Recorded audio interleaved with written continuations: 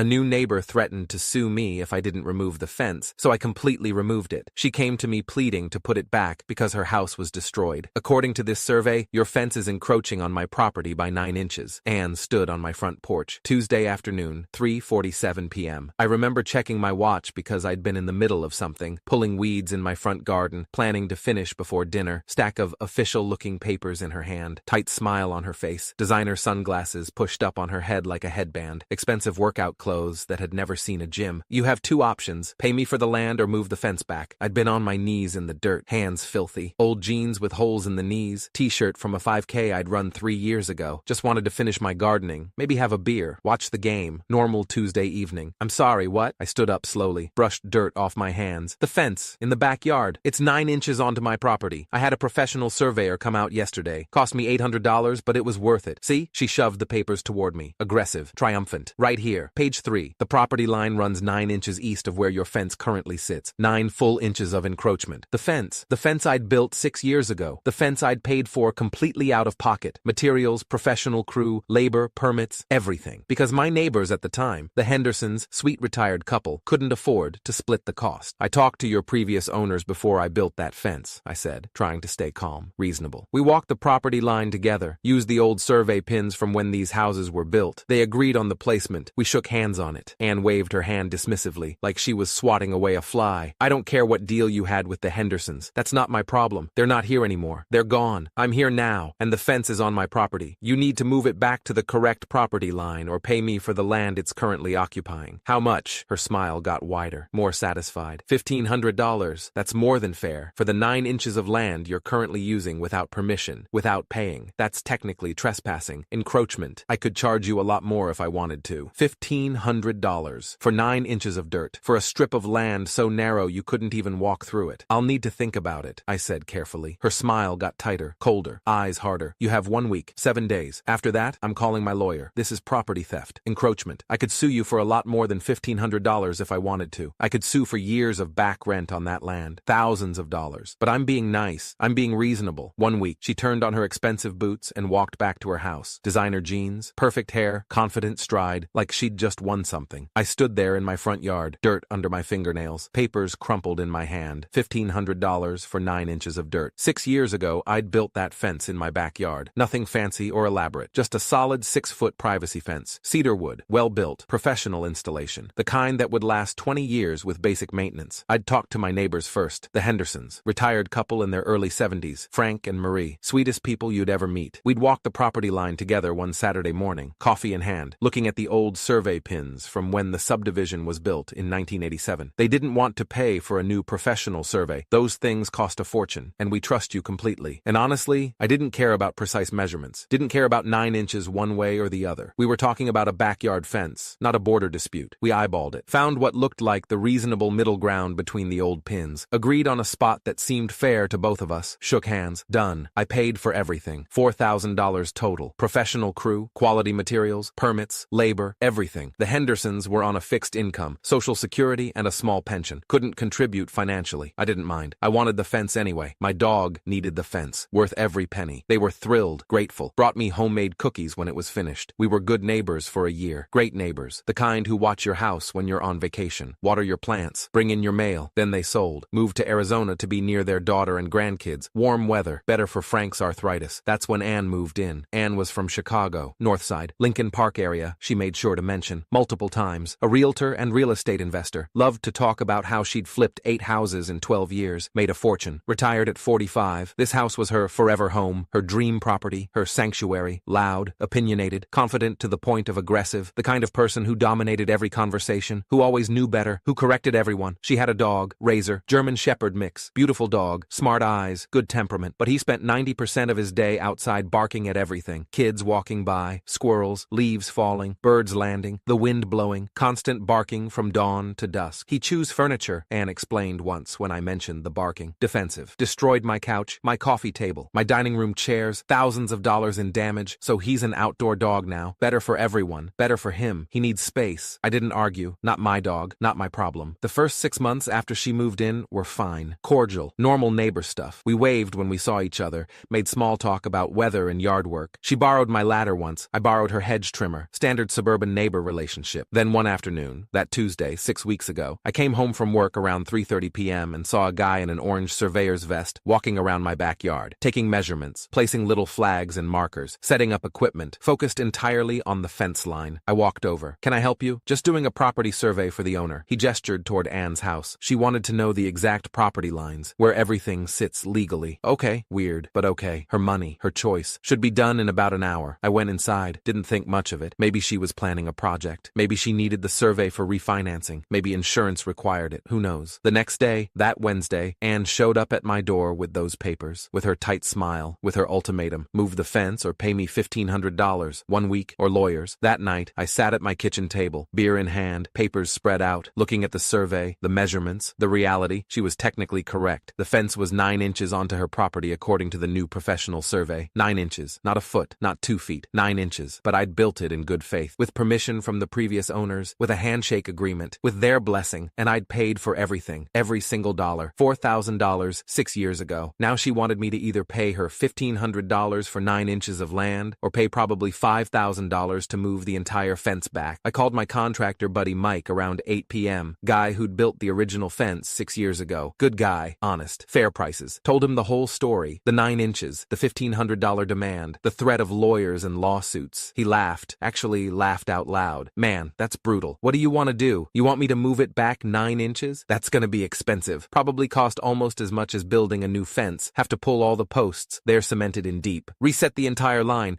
Rebuild whole sections. We're talking $4,000, maybe $5,000. No," I said slowly, idea forming. "I want you to remove it. Completely. Every post, every board, every screw, every piece. Take it all down." Silence on the other end. Long silence. Then, "You sure about that? That's a good fence. Quality work. You paid good money for it." "Yeah, I'm sure. If she wants it gone, it's gone." "When do you want me to do it?" "As soon as possible. This week if you can." "I can do Friday morning. Should take about 4 or 5 hours with a crew." "Perfect. Do it. You're the boss. I'll send you a quote for the removal." He emailed me an hour later. $1,200 for complete removal and disposal. I approved it immediately. I didn't tell Anne. Didn't warn her. Didn't give her a heads up or courtesy notice. Just waited. She must have thought she was winning. Must have thought I'd cave. Pay her the $1,500 just to avoid the hassle. Beg her to let me keep the fence where it was. She'd stand on her back porch in the mornings with her coffee, arms crossed, watching me when I was outside. Smug look on her face. Satisfied. Victorious. She even waved at me once when I was mowing my lawn. Little finger wave. Smirking. Triumphant. I waved back. Smiled. Friendly. She had no idea. Friday morning, Mike's crew showed up at 8 a.m. sharp. 3 guys. Big truck, tools, equipment, ready to work. They started at the back corner. Worked systematically. Removed every post. 12 of them. Each cemented 3 feet deep. Every board. 72 individual cedar planks. Every screw. Every piece of hardware. Every bracket. Everything. Loaded it all into the truck. Would take it to the dump or salvage what they could. Didn't matter to me. Took about 4.5 hours. Left my yard completely open. Completely exposed. Just grass and dirt where the fence used to be. Anne came outside around noon. Must have heard the noise. Watched them load the last pieces into the truck. Looked confused at first. Then satisfied. Then victorious. She actually gave me a thumbs up from her porch. Actual thumbs up. Like I'd done exactly what she wanted. Like she'd won. I nodded back. Smiled. Waved. She went back inside. Happy. Satisfied. My yard looked weird without the fence. Empty. Exposed. Strange. But my dog Cooper was 14 years old now. Ancient for a lab. Arthritic. Gray-faced. Barely walked anymore. Spent most of his time sleeping on his bed in the living room. Didn't need a fence. Didn't need to run around anymore. What Anne didn't realize, what I didn't fully realize until later, was what that fence had been doing besides providing privacy and containing dogs. Our houses sit on a hill. Elevated position overlooking a small valley. Beautiful view. Great sunsets. One of the reasons I bought this house 12 years ago. But exposed. Very exposed to weather. To elements. Anne's yard, her house specifically, is positioned directly in the path of wind coming up from the valley. Strong wind. Constant wind. Wind that hits without obstruction. Spring storms. Fall storms. Winter storms. Wind that doesn't stop. My fence had been acting as a windbreak for 6 years. Solid 6-foot barrier. Blocking that wind. Deflecting it. Protecting her yard. Her patio. Her garden. Her outdoor furniture. Everything. She just didn't know it yet. Had no idea. No clue. But she would. Very soon. 2 days after the fence came down, Sunday evening, we got hit with a spring storm. Strong one. Weather service had been warning about it all day. Severe thunderstorm warning. High wind warning. Gusts up to 50 mph. Heavy rain. Hail possible. Dangerous conditions. Stay indoors. It hit around 6 p.m. I was inside watching a movie. Heard the wind start to pick up. Then howling. Then roaring. Rain pounding against the windows. Thunder shaking the house. Normal severe spring storm stuff for our area. I checked checked on Cooper, sleeping peacefully through it all, deaf as a post, and went back to my movie. Around 8 p.m., frantic pounding on my door, loud, desperate, panicked, actually startled me. I paused the movie, walked to the door, looked through the peephole. Anne, soaking wet, hair everywhere. I opened the door. She looked destroyed, mascara running down her face in black streams, hair plastered to her head, soaking wet, shaking, actually physically shaking, eyes wild, panicked. "Please," she said immediately, voice breaking, desperate. "You have to put the fence back. Please, I'm begging you. I'll pay for it. I'll pay for everything, the whole thing.